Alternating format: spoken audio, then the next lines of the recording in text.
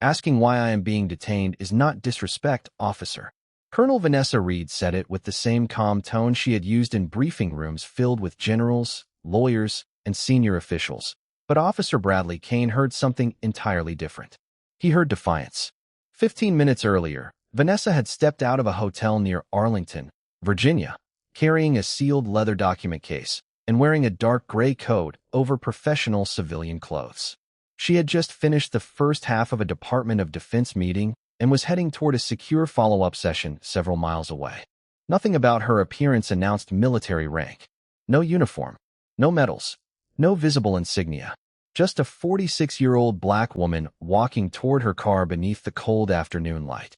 Kane and his younger partner, Officer Ethan Miller, had arrived after a vague complaint about someone lingering near a restricted loading area behind the hotel. Vanessa had crossed the edge of that area while taking a phone call, realized her mistake, and immediately returned to the public walkway. Kane approached before she reached her vehicle. "Stop right there." Vanessa stopped. "Is there a problem?" Kane asked what she had been doing near the loading entrance. She explained. He asked for identification. She provided her driver's license. Then he asked what was inside the case.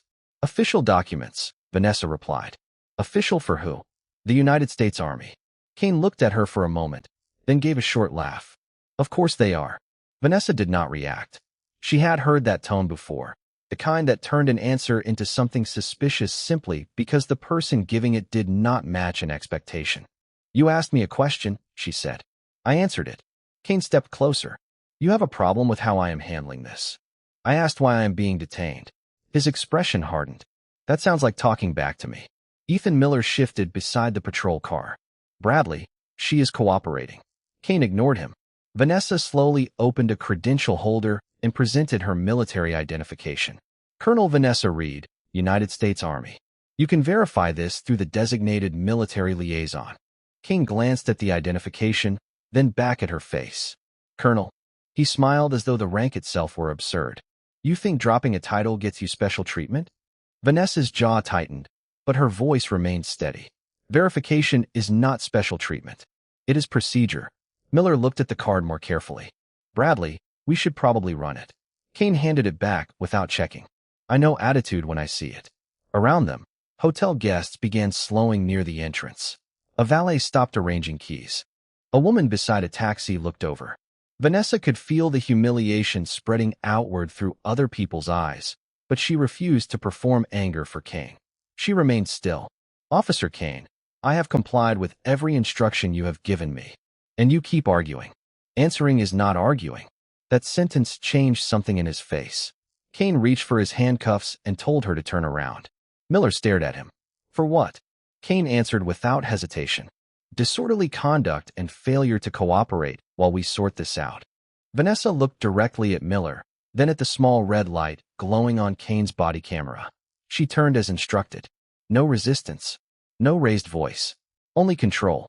As the handcuffs closed, she said one thing. "Preserve your body camera." Kane laughed. "You really think that badge is going to save you?" Vanessa looked toward the hotel entrance, where her secure phone was vibrating inside the document case. She knew why. Her scheduled Department of Defense check-in had just been missed. "No," she said quietly. "I think the recording is going to explain you." The ride to the station lasted barely 12 minutes. But for Vanessa Reed, it felt long enough to reveal exactly how Officer Bradley Kane intended to frame what had happened. She sat quietly in the rear of the patrol vehicle, hands resting in front of her, while Ethan Miller drove through afternoon traffic toward the precinct. Kane sat in the passenger seat speaking into the radio. "One adult female in custody after refusing to cooperate during an investigation near a restricted hotel access point," he said. Vanessa lifted her eyes toward the small camera mounted near the front of the vehicle. "Refusing to cooperate." The phrase was already changing the story. "Officer Miller," she said calmly, "did I refuse any instruction at the hotel?" Miller glanced into the mirror. Kane answered before he could. "Do not conduct your own interview from the back seat." Vanessa kept her voice measured. "I asked him a factual question." Kane turned halfway around. "And this is exactly what I mean. You cannot stop challenging authority." Vanessa studied him for a moment. Authority that cannot tolerate a question is not strengthened by silence. Kane faced forward again. Miller said nothing, but his grip shifted on the steering wheel. Vanessa noticed. She noticed everything. The radio traffic, the time displayed on the dashboard, the route they were taking, the fact that Kane had still not attempted to verify the military identification she had presented. Most importantly, she noticed the secure telephone inside her document case vibrating again on the floor beside Kane's feet. Someone was looking for her now. At the Department of Defense meeting, Vanessa had been expected to check in before moving to the second location. Her absence would not immediately trigger panic, but it would trigger questions. Those questions would move through a chain built for exactly this kind of unexplained delay. Miller finally spoke. "Bradley, we can still call the military liaison before we arrive." Kane gave a tired sigh. "Ethan, stop letting a title intimidate you. It is not the title. It is the identification." Kane looked toward the windshield. "People carry fake identification every day." Vanessa leaned back against the seat. "Then verify it." Kane ignored her. The precinct appeared ahead, a two-story brick building set behind a row of marked patrol cars. As Miller turned into the lot, Vanessa saw a woman in uniform standing near the front entrance speaking with a desk officer. She did not recognize her, but she recognized the insignia style immediately. Army. Kane did not notice. He was too busy gathering the paperwork he expected to use against her. Inside the station, Captain Laura Whitfield stepped from her office as Kane brought Vanessa through the intake area. "What happened?" she asked. Kane answered quickly. "Possible restricted area violation, disorderly behavior, failure to cooperate." "She claims she is an Army colonel." Whitfield looked at Vanessa, then at Miller. "Claims." Miller hesitated. "She showed military identification. I suggested verification." Whitfield's eyes shifted back to Kane. "Was it verified?" Kane folded his arms. "Not yet." Whitfield stared at him. "You transported her here without checking?" Kane's expression hardened. "Captain."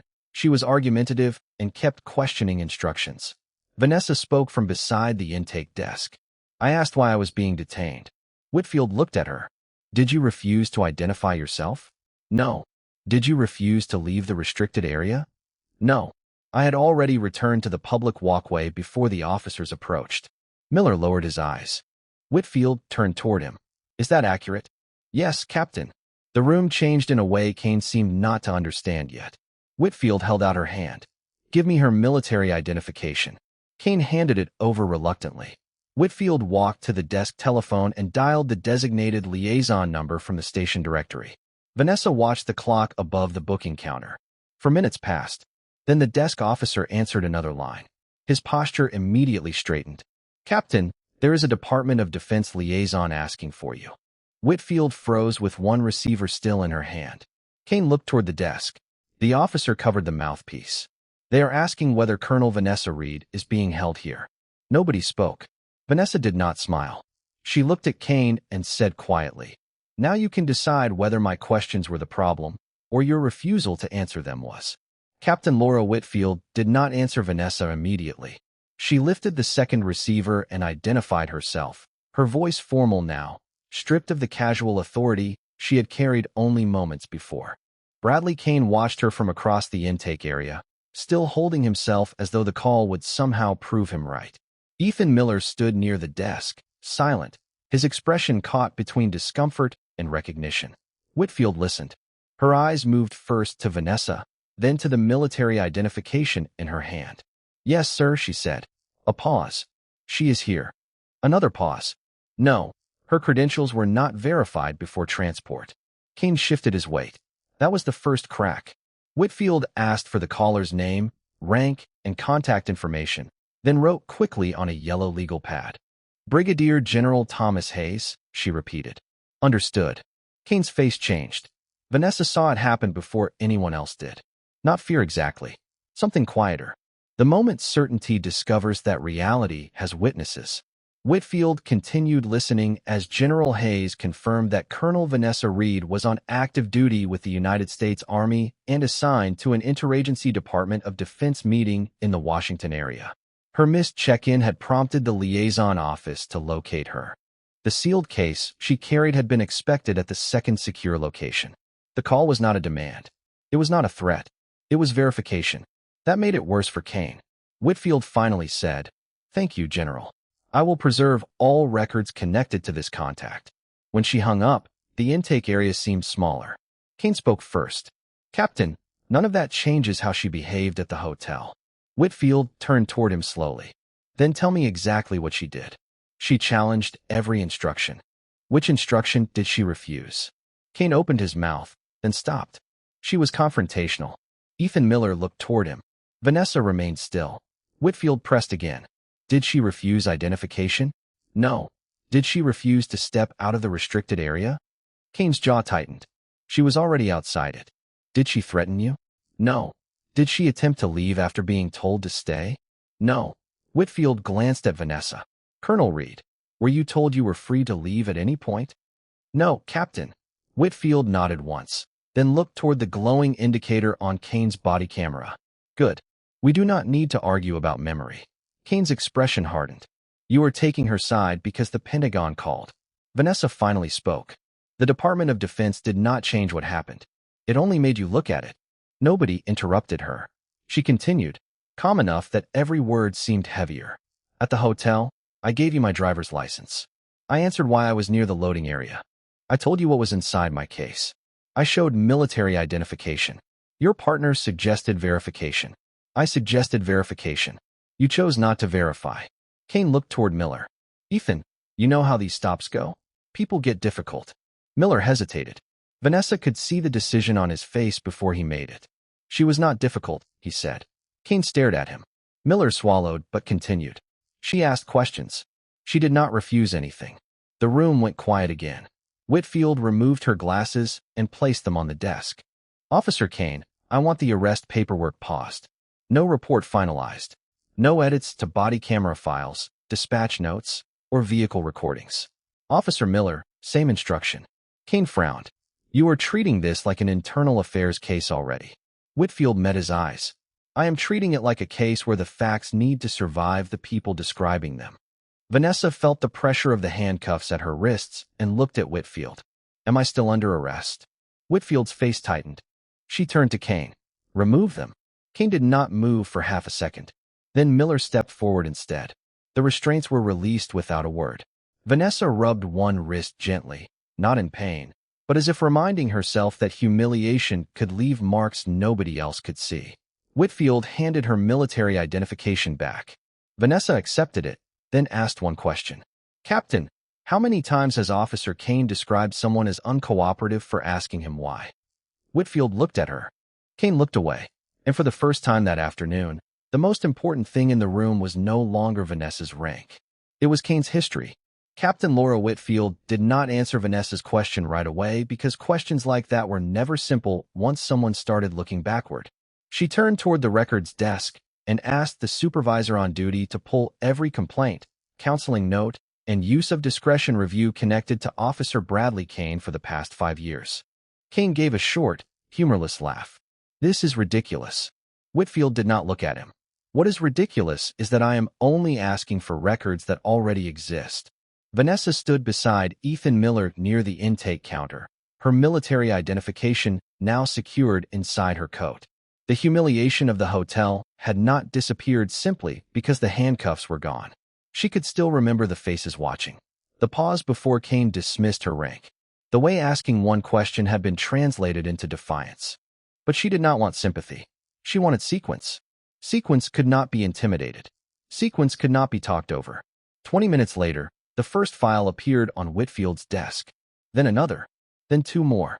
None of them proved racial bias by themselves. Vanessa knew that. So did Whitfield. But the language began to repeat. Uncooperative. Argumentative. Questioned lawful instructions. Displayed an attitude. One complaint involved a black accountant stopped for a broken taillight, who asked why the officer wanted him outside the vehicle after providing a valid license. Another involved a black Army veteran who presented military identification after a database delay and was kept roadside while Kane questioned whether the card was authentic. A third involved a black woman who worked as a federal contractor and had challenged a request to search a locked work bag. Each complaint had been closed separately. Each had been explained as officer caution. Vanessa read only the summaries Whitfield allowed her to see, but she noticed the same thing immediately. Were the recordings reviewed? She asked. Whitfield looked toward the records supervisor. Some were. Some. different supervisors, different years, different standards. Kane stepped closer. You are turning routine police work into some kind of pattern because she has important friends. Vanessa looked at him. No, the pattern exists or it does not. My friends cannot create it. Kane's face tightened. You think every officer who questions a black person is racist? Vanessa's expression remained steady. I think an officer who repeatedly describes questions as disobedience deserves review, especially when the same language keeps appearing around the same kind of citizen. Ethan lowered his eyes. Whitfield caught it. Officer Miller, is there something you want to say? He hesitated longer this time. I have heard him use that word before. Kane turned. What word? Attitude. Everybody uses that word. Miller shook his head slightly. Not always the same way. Silence settled across the room. Vanessa did not push him. Whitfield did. Explain. Miller exhaled. Sometimes people ask why they are being stopped. Bradley takes it personally. He says if you let people challenge you, you lose control of the scene. Kane stared at him. You are twisting conversations. Miller looked uncomfortable, but he did not retreat. I am telling her what I heard. Whitfield picked up the telephone and called Internal Affairs. This time Kane did not laugh. He watched her with a different expression, one Vanessa recognized from command investigations years earlier. It was the look of someone realizing the event they thought they controlled had become part of a larger record. Whitfield requested an immediate preservation order for Kane's body camera footage, patrol vehicle recordings, dispatch audio, arrest drafts, and recent amended reports. Then she asked for an investigator to come to the station. Vanessa glanced at the wall clock. Less than an hour had passed since she had been standing outside the hotel. Kane had called her difficult. Kane had called her argumentative. Kane had said he knew attitude when he saw it. Now a captain was asking a different question. Not what Vanessa had done to deserve suspicion, but how many times Kane had already used suspicion to describe someone else. Whitfield set the receiver down. Internal Affairs is on the way. Kane looked at Vanessa. You wanted this. Vanessa shook her head. No, Officer Kane. I wanted you to verify an identification card. Everything after that was your decision. Internal Affairs investigator Daniel Mercer arrived 40 minutes later carrying a laptop, a sealed evidence drive, and the kind of expression that made everyone in the room understand that explanations were about to become less important than timestamps. Captain Laura Whitfield met him near the records desk and gave him a short summary. Vanessa Reed listened without interrupting. Bradley Kane stood several feet away with his arms folded, no longer speaking unless someone addressed him directly. Ethan Miller remained near the wall, visibly uncomfortable but attentive. Mercer began with the body camera footage from the hotel. No opinions. No conclusions. Just the recording. Vanessa appeared on the screen, stepping back onto the public walkway before Kane reached her. She stopped when instructed. She produced her driver's license. She answered where she had been. She explained the sealed case. She provided military identification. Then came the moment Miller had remembered. Bradley, we should probably run it. Mercer paused the footage. That is your voice, Officer Miller? Yes. Mercer continued. Vanessa's voice followed. Verification is not special treatment. It is procedure. Then Kane's reply. I know attitude when I see it. Nobody in the room moved. Kane finally said, You cannot hear tone from a transcript. Mercer looked at him. We are watching the recording, officer. The footage continued until Kane described Vanessa as argumentative and placed her under arrest. Mercer stopped the video again. Where is the refusal? Kane shifted. It was the totality of the interaction. Show me. Kane stared at the screen. Mercer waited. That silence lasted longer than any accusation could have. Next came the patrol vehicle audio. Kane told dispatch that Vanessa had refused to cooperate. Seconds later, the recording captured Vanessa asking Miller whether she had refused an instruction. Then Kane ordered her not to conduct what he called her own interview. Mercer wrote something down. Vanessa noticed Whitfield's expression change. The language Kane used after the arrest was stronger than the behavior visible before it. That was when the older files became more important. Mercer opened the complaint involving the Black Army veteran from 2 years earlier. His name was Marcus Bell, 61, retired after more than 20 years of service. A database delay had prevented immediate confirmation of his information during a traffic stop. Bell had presented military retiree identification and calmly asked whether Kane could contact a military verification number. Kane's report described Bell as agitated and resistant to routine questioning. The body camera showed something else. Bell remained seated, answered every question, and asked twice why verification was taking so long. Mercer leaned closer to the screen. How long was he held? The record's supervisor checked. 37 minutes. Reason? Credential uncertainty. Mercer looked at Kane. Was the military liaison contacted? Kane shook his head. Not that I remember. Vanessa said nothing. She did not need to. Another file followed. A black federal contractor named Denise Harper had been stopped after leaving a secured government facility. Her credentials were eventually confirmed, but Kane's report described her as confrontational because she repeatedly asked why her work bag needed additional inspection after identity verification. The complaint had been closed with counseling. Mercer then pulled the audit history for that report. His eyes narrowed. Captain, this report was amended after the body camera file was uploaded. Whitfield stepped closer. What changed? Mercer compared the versions. The first draft described Harper as questioning the reason for continued detention. The later version described her as increasingly uncooperative and resistant to officer direction. Vanessa looked at Kane. Kane looked at the screen. Reports get corrected. Mercer nodded. They do.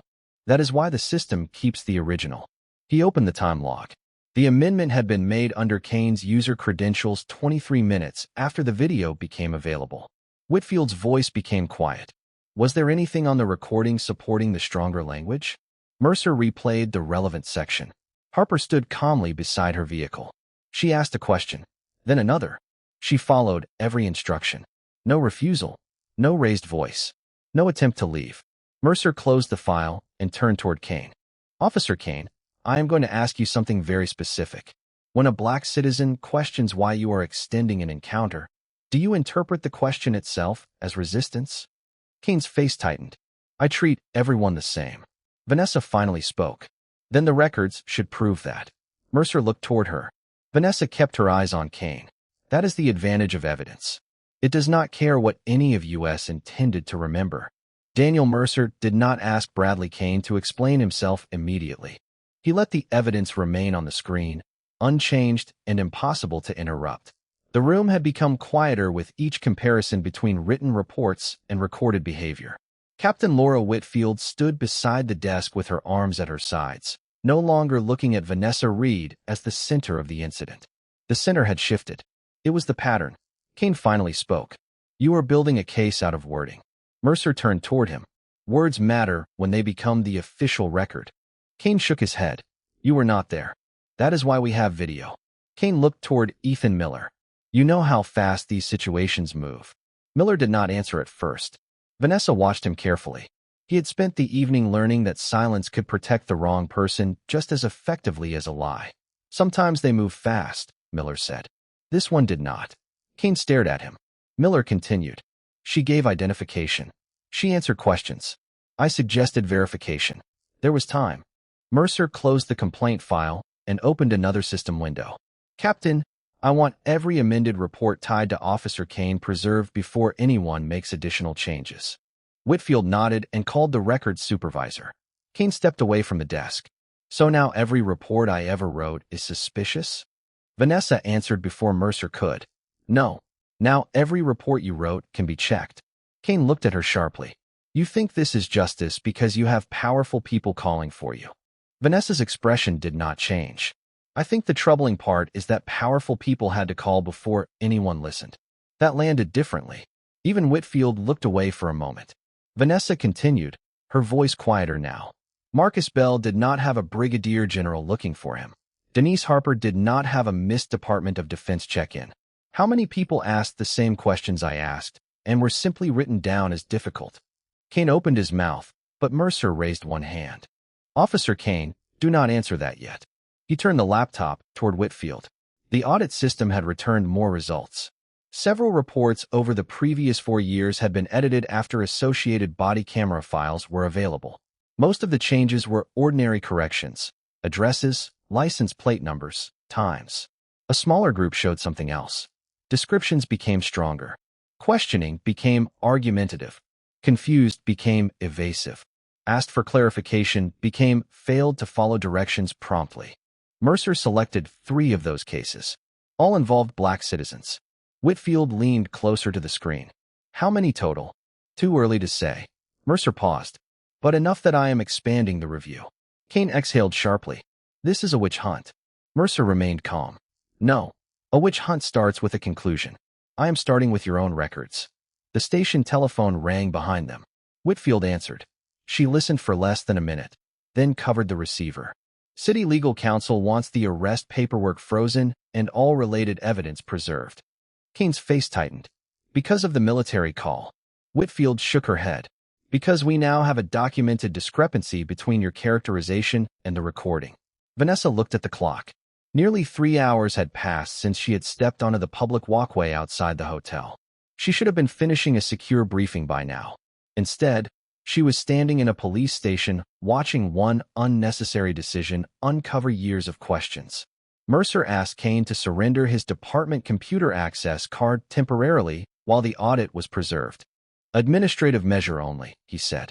No final finding has been made. Kane removed the card and placed it on the desk. For the first time that evening, he looked less angry than uncertain. Colonel Reed, he said, you got what you wanted.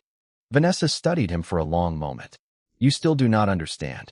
Kane said nothing. I did not want you suspended. I did not want your station embarrassed. I wanted you to verify who I was before deciding what kind of woman I was. Mercer looked down at the files. Whitfield looked toward the body camera screen. Miller looked at Kane. Vanessa picked up her document case. If this review ends with only what happened to me, then nothing important happened tonight. By the next morning, the station no longer felt like the same place Vanessa Reed had entered the night before. Nothing dramatic had happened after she left. No shouting. No public spectacle. Just emails, preservation notices, locked audit logs, and a growing list of records that could no longer be treated as isolated misunderstandings. Captain Laura Whitfield arrived before sunrise and found Daniel Mercer already reviewing another complaint tied to Bradley Kane. This one was 3 years old. The citizen was a black high school principal named Terrence Wallace. He had been stopped after a license plate reader returned incomplete registration information. His driver's license was valid. His registration was valid. The body camera showed him answering every question clearly. Yet Kane's report described him as evasive and uncooperative. Mercer watched the recording twice. Wallace had asked why the stop was continuing after his documents had been confirmed. Another officer on scene had even suggested ending the encounter. Kane had continued questioning him for several more minutes. The complaint had later been closed as officer caution. Whitfield sat down slowly. That word again. Mercer nodded. Caution. Vanessa returned to the precinct shortly after 8 o'clock at Whitfield's request, still wearing the same dark coat from the previous day. She had completed her delayed military briefing before dawn and had slept less than 2 hours. She did not look tired. She looked focused. Mercer summarized what they had found. Vanessa listened without interrupting until he finished. Was Principal Wallace ever contacted again after the complaint was closed? She asked. Whitfield shook her head. Not that I can see. Vanessa looked toward the screen where Wallace stood beside his car, calm and confused while Kane's voice questioned him. Then contact him now. Whitfield studied her. You want us to reopen it? I want you to tell him someone finally looked at the recording. Kane arrived later that morning with legal representation and was directed to an administrative interview room. He was no longer carrying his service equipment. Ethan Miller was already there giving a supplemental statement. When Vanessa passed him in the hallway, he stopped. Colonel Reed. She turned. Miller looked uncomfortable. I should have pushed harder yesterday. Vanessa waited. I knew we should verify your identification. I said it twice, but when he ignored me, I let it go. Vanessa's expression softened slightly, but not enough to make the lesson easy. You noticed the problem? Yes. Next time, act sooner. Miller nodded. She continued walking. In the conference room, Whitfield explained that the department would request an independent review of Kane's prior stops involving disputed descriptions of cooperation or resistance. Vanessa surprised her with the next question. How long will that take? Possibly months. Good. Whitfield frowned. Good. Vanessa placed her document case on the table. Fast justice that skips evidence becomes another kind of arrogance. Mercer looked at her, then at the growing file list. She continued. If you want this to matter, do not rush toward the answer everyone expects because of what happened to me. Compare the reports. Compare the recordings. Compare who was stopped, what they were asked, how long they were held, and what words were used afterward. Whitfield nodded slowly. And if there is a pattern? Vanessa looked through the conference room window toward the hallway where Kane sat with his attorney. Then call it what the evidence supports. Nothing more. Nothing less. By noon, the city had formally requested outside oversight. Kane remained on administrative suspension pending review. Miller was reassigned temporarily. The Pentagon connection had brought attention, but Vanessa understood that attention was not the same as justice. Attention fades. Records remain. Before leaving, she stopped at the front desk and looked at the same clock she had watched the night before. Less than 24 hours earlier, Kane had believed her questions were the problem. Now those questions were opening files that had been closed for years. Vanessa adjusted the strap of her document case and walked toward the exit. Behind her, Mercer opened the next complaint. This time, nobody called the citizen difficult before watching the video. 3 weeks later, the investigation had grown far beyond one afternoon outside an Arlington hotel. The independent review team had examined traffic stops, body camera recordings, dispatch logs, complaint files, supervisor notes, and every amended report connected to Bradley Kane during the previous 5 years. No single document told the whole story. Together, they formed something harder to dismiss. The same sequence appeared again and again. A black citizen asked why an encounter was continuing. Kane interpreted the question as attitude. The encounter lasted longer. His written report used stronger language than the recording seemed to support. Complaints were reviewed separately, explained as caution, then closed. Captain Laura Whitfield read the preliminary findings twice before calling Vanessa Reed. Vanessa was at Fort Belvoir preparing for another Department of Defense meeting when the call came. "We found enough to change procedure immediately," Whitfield said. Vanessa stepped away from the conference table. "What kind of changes?" "Extended identity verification will require supervisor review when valid identification has already been produced. Military and federal credentials will be checked through designated liaison channels before transport unless there is a separate lawful reason to detain someone. Complaint reviewers will also compare written descriptions directly with available recordings." Vanessa looked through the window toward the gray Virginia morning. "Those are useful." Whitfield hesitated. "You do not sound satisfied. Policy is paper until somebody follows it." Whitfield understood. 2 days later, Ethan Miller was back on patrol under a different field supervisor. Near dusk, he stopped a vehicle after a registration database returned incomplete information. The driver was a black man in his late 50s named Charles Grant. Grant produced a valid driver's license and a military retiree card, then explained that he had recently moved and suspected the registration system had not updated properly. Miller felt the old instinct to keep questioning until the computer agreed with him. Then he remembered Vanessa standing in the station hallway. "Next time, act sooner." "Mr. Grant, I am going to verify this through the proper channel," Miller said. "You can remain in your vehicle." 7 minutes later, the registration was confirmed. Miller returned the documents. "Everything checks out. Thank you for your patience." Grant looked at him carefully. "That is it. That is it." Grant nodded. "Appreciate you checking instead of guessing." Miller stood beside the patrol car for several seconds after Grant drove away. It was such a small moment that nobody outside the two men would ever know it happened. That was exactly why it mattered. At the precinct, Whitfield later reviewed the stop as part of the new procedure. No unnecessary extension. Verification documented. No exaggerated language. She closed the file and sat back. Change did not always arrive with a public announcement. Sometimes it looked like 7 quiet minutes on the side of a Virginia road. Bradley Kane, meanwhile, remained on administrative suspension through his attorney while investigators completed interviews. He continued denying racial bias. He described his decisions as experience, caution, and officer safety. The review team did not argue with his intentions. They compared outcomes. That distinction mattered to Vanessa. When Mercer met with her for a follow-up statement, he explained that investigators were separating what they could prove from what they could only suspect. Vanessa approved. "Do not call him something because people are angry," she said. "Show what he did. Show who experienced it. Show whether the pattern survives scrutiny." Mercer nodded. "That is exactly what we are doing." That evening, Vanessa returned home later than usual. She placed her document case on the kitchen counter and removed the military identification Kane had once dismissed without verification. For a moment, she studied it. The card had opened doors for years. This time, it had exposed something more important than her rank. She thought about Marcus Bell, Denise Harper, Terrence Wallace, and people whose names might never appear in the final report.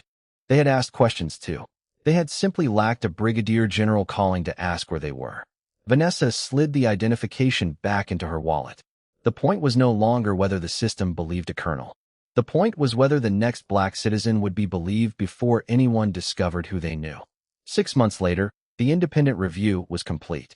Captain Laura Whitfield received the final report before sunrise and read every page before calling Vanessa Reed. The findings were careful, specific, and impossible to reduce to one emotional headline. Investigators sustained multiple violations involving improper verification practices, inaccurate descriptions in official reports, unnecessary extensions of several encounters, and conduct inconsistent with department policy. Some allegations remained disputed, and the review did not claim to know what Bradley Kane had believed in every moment. It documented something more important. His decisions had repeatedly fallen hardest on black citizens who questioned why they were being detained, and his written language often portrayed those questions as defiance. By the end of the disciplinary process, Kane would not return to patrol. His law enforcement career did not end because Vanessa was a colonel. It ended because the records finally received the scrutiny earlier complaints had not. Vanessa listened as Whitfield explained the outcome. "What happens now?" she asked. "The reforms stay," Whitfield replied. Supervisor approval was now required for prolonged identity checks after valid documents were produced. Military and federal credentials were verified through established liaison channels before transport unless officers had an independent lawful reason to continue detention. Complaint reviews automatically compared reports with available body camera recordings, and supervisors received training on distinguishing questions from noncompliance. Vanessa was silent for several seconds. "Then make sure the policy survives after people stop talking about my case." Whitfield promised she would try. Vanessa answered, "Do more than try." Ethan Miller became one of the first officers assigned to teach the updated verification procedure. During training, he never mentioned Vanessa's rank first. He began with the mistake he had made. "I knew we should check the facts," he told younger officers. "I said it. Then I stood there when someone else ignored it. Knowing better is not enough." Months later, Miller stopped an older black veteran after another registration error. The man produced identification, explained the problem, and waited. Miller contacted the appropriate office, confirmed the information, and returned everything within minutes. "You are good to go, sir." The veteran studied him, then smiled faintly. "Appreciate you checking instead of deciding." Miller carried that sentence back to the precinct. Whitfield included the encounter in her monthly audit with 4 simple words. Procedure followed. Verification completed. No unnecessary escalation. On a cool Friday evening, Vanessa arrived home from Washington and placed her document case on the kitchen table. Her military uniform hung nearby for a ceremony the next morning, the insignia unmistakable now. She looked at it without pride or resentment. The stars and symbols had never been the lesson. Marcus Bell had deserved fair treatment without them. Denise Harper had deserved to be heard without them. Terrence Wallace had deserved answers without them.